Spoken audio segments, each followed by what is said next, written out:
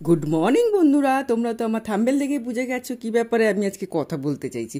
বর্ষা এসে গেছে, বাজারে ইলিশের নেই নাম, কারণ সারা জায়গায় শুরু হয়ে গেছে ইলিশ পার্বণ।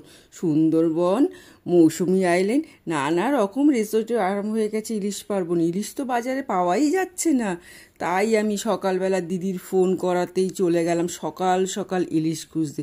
কারণ দিদিদের সবার বাড়ির থেকেই নাকি ইলিশের গন্ধ পাচ্ছে, নিজের বাড়ির ইলিশের গন্ধ কাউকে ছোঁয়াতে পারছে না।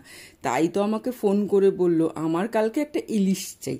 আমিও সকাল সকাল রেডি হয়ে বাজারের দিকে উদ্দেশ্য করলাম। আর দিদির তো ছোট ইলিশে চলবে না, দিদির চাই বড় ইলিশ। আমরা তো বাবা ছোটোখাটো মানুষ, ছোট ইলিশে আমাদের চলে যায়, ওরা খেতে পারে না কাটার জন্য।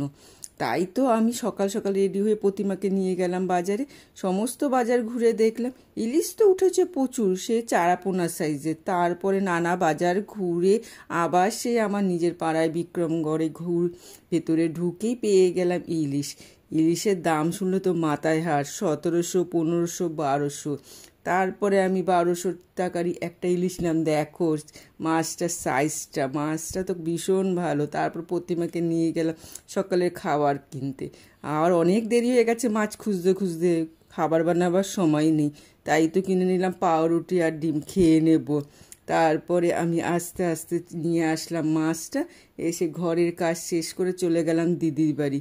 মাছের সাইজগুলো একবার দেখো। ভিডিওটা ভালো লাগলে না সাবস্ক্রিপশনটা অবশ্যই করো।